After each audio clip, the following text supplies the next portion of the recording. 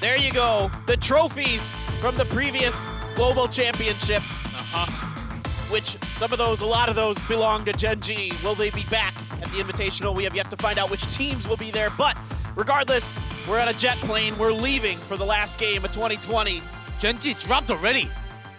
Where are they going? Nova? They could go Nova. Are we seeing the old Gen.G gold? Expecting the island finish. There was no one at Nova. Pero goes to the main island towards the base. Could be. Wow! This is shades of previous Gen.G, the olden days. Olden days of going back to 2018. Now I'm all nostalgic. So now the question for Tianba is, well, you don't have any questions. It's like, oh, we get. Yes, because they were basically the last ones ones look out. around. They're like, They're like, what? What? Is GEX? Is that Gen.G? They have it all to themselves. You're right. Everything's okay for them. VLG and 4AM might be squaring off. Are they going to go for this at the apartments, or is VLG going to long drop? Really? Are they going to go for it right now? Are they angry? Are they angry at the angry men? Are they angry enough? I think so, Paperton. I think they're landing right on top of apartments. I see Deva down. The circle's about the same. Oh no. Deva is out. He's spraying. He gets a shot to land. Just warning them that we're already here. Don't come at Mansion at all, because they know that K7 is the closest enemy. But a lot of these rotations are looking for that Mansion. OPGG, we have rest of the MCG. Also, Tires out. Tires out. AO spins. He's going to get out. Is he going to take any shots at Lingdu? He's not really able to. He took some damage from New Happy as well. So AO's going to need a pick up some assistance from his teammates. Early rotation here across Potato Mountain for Entis right into VLG territory. Deva's going to take some shots. Doesn't get the knock, though. That was close. Okay. Oh, man. Advantage Entis in terms of the teams that are still in it to win it.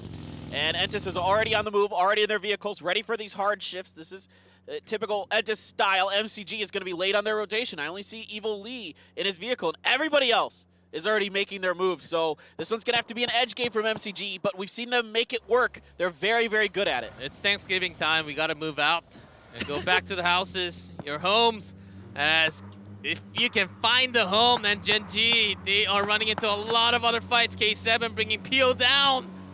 That's a big loss.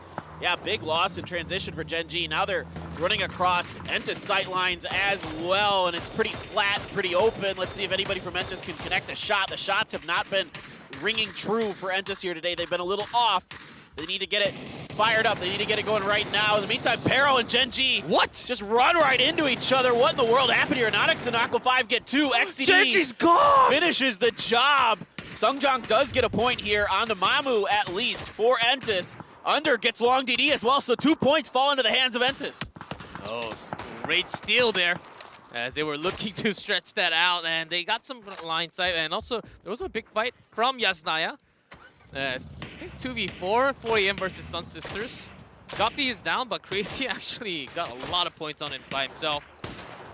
Well, now Entis, as long as nobody attacks this compound, it's pretty good angles down into Pero, who are stuck in the horseshoe dip.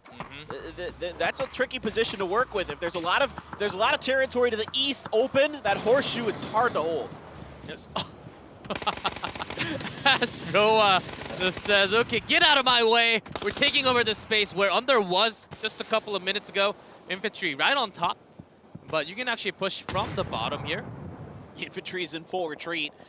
They lose that member on the bottom, and they're not in a good position to fight, and they also want to rotate further into the circle, and then maybe fight from there. Tianba is now in trouble. They lose lose Mings. That's GEX and Lycanon.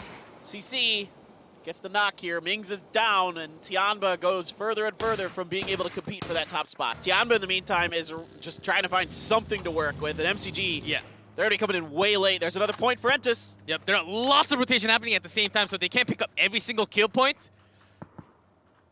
Oh, but I think they okay, this is a good spot. I don't think they should have rotated too early on, but I think they wanted to grab more points within the rotation of the other teams. Yeah, I think the idea is that you're going to get more points from the edge. MCG might just bop right into infantry or somebody here. They're cutting through the middle. Afrika's in the way, though. MCG, this could be trouble. It depends on how far Summer can get in here. Summer does get ahead on that motorcycle. EJ's going to try to light somebody up. The vehicles are going around for MCG. Nobody's taken out yet. A bunch of damage here, but no knocks just yet. Yeah, only onto infantry actually running into them, and MTG just goes straight past, but one down. Evilly does go down, so better news for Entus. I think they went to third-party infantry right now, or even into Afrika. Takey did get knocked Mission as the last well. Oh, person. almost. Oh, I thought that grenade was good. I thought that was good too, but regardless, Dumba's going to take Tiamba down. Tiamba's gone, and just MCG and Entus right on top. Third place for now for Tianba. If OPGG has a big round, that could man. change. We'll see. We got to keep our eyes on Entus. Starting to make their way forward. Infantry is gone. Afrika Freaks handle them, put them in the bag, and say thank you very much, 2020. Good games, Infantry, this year. They've been fantastic, but this event was not theirs. Yeah, and this is going to be the push. The deciding push for Entus. Can they actually keep the entire squad up against the Afrika Freaks? They've done it before. We've seen them dismantle Afrika in dips, but this one's a little different. It's a little wider. It's a little more spread out than the last time we saw that. Is that Molly on top of Gen.G? I think it's just short. MCG in the meantime is hurt. VLG's trying to get it done. Lambert comes around the side, trades. It's going to be a 1-for-1 here. Lingdu taking a bunch of damage. He is down. Summer, the only one left here for MCG. Only one kill for MCG. Still 11 teams left alive.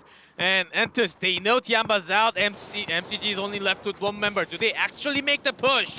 And just has to be careful. K7 has an angle into this fight, although they are busy fighting Detonation Gaming White. So the faster this fight happens, the better. Afrika might just opt to bop on out of here, and Gen.G maybe a sacrificial lamb as he's taking a bunch of damage from throwables. EJ backs up, tries to set up to provide an anchor position. Now it's up to Hansi and Roa to hold the line. Yeah, as long as Entus keep this under control. Wait, Songkyang just went down against EJ. Yeah, this is not looking good right now. He's not in circle. This is bad. They keep taking damage. They're not connecting their shots. Entus is just not quite the same. Now Under does get the knock on Hansia. Under's going to get two onto Roa, but it's going to be a turn. EJ steps up. Kale trying to hold the line. Under's not. It's just Kale. Kale is so hurt. Kale is done. What? That is it. Entus is gone. That is it. That's going to seal the deal. I think we could count this one for MCG at this point. I don't think there's any hope for OPGG. Entus thought they had a lot of chance because Afrika Freaks, they were stuck behind the vehicles, but EJ striking from the side, got all the shots in under. And Entus, I think they were just fully under pressure. They had the right wing, they had the right angle, not too far away from each other, but they just could not collapse onto Afrika Freaks at the right moment. Their shots just weren't great. They weren't landing a lot. They were throwables weren't as good as we've seen. Just it wasn't a bad fight, but they did have pressure from K7 on the side. K7 does end up handling Detonation Gaming White. Spear is going to get to our nice little 3x spray up and over there. But at the end of the day, Afrika was just too much this time around for Entus. And Entus, just not enough, was close, but EJ, always a player that can strike onto any other squad and win a 1v3, 1v4. And Summer's going to stay alive on his own. So let's see if BLG actually pushes on after taking care of Griffin, as the blue is actually closing on top of him. Yeah, Juanida's reaching out for something over on the side. But let's go over to this fight between OPGG and Pero. Pero still survived because everybody else decided to fight each other. So this horseshoe, which is normally dangerous, became okay because there were so many teams trying to rotate on the east that nobody was even looking at Pero very much. Pero's still alive with just two, but that's a pretty good spot. As long as you have the vehicle set up, you can actually stay there for quite a lot of time, unless there are some nades coming down from the hillside. And in this case, GEX, they're not even close to it. Summer just got another kill. Why not add some insult to injury here as Summer is doing a victory lap right now? Yes, I think he knows it already. He has to, but he still wants to get as many points as possible. He might as well finish this out in the best form you possibly can. And there is GEX up here. CC hears this, but CC still pretty far away. That's a good 200 meters away from Summer. I think he wants to pick up some more.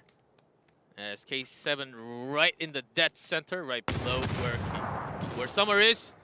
Oh, OPGG. Just back to back, the timing.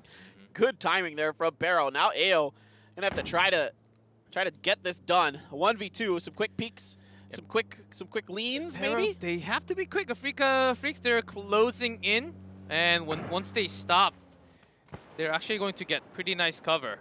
And even against K7, that's a great spot to be in. You can actually stay there for a very long time. I was going to say, I don't think AO can really think about that res. I don't see that happening in a million years.